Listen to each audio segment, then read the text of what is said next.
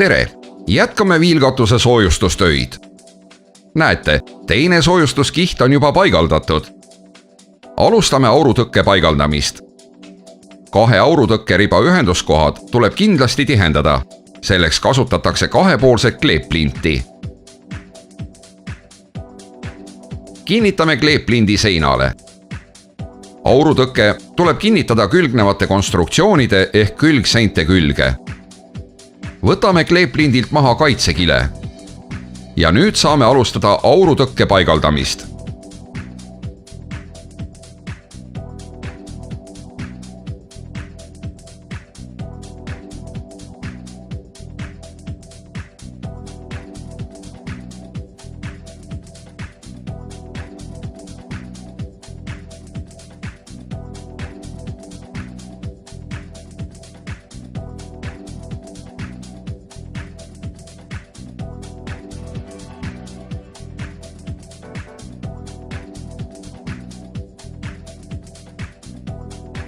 Pidage meeles, et aurutõkke ülekate peaks olema umbes 10 sentimeetrit ja kindlasti tuleb seda pingutada.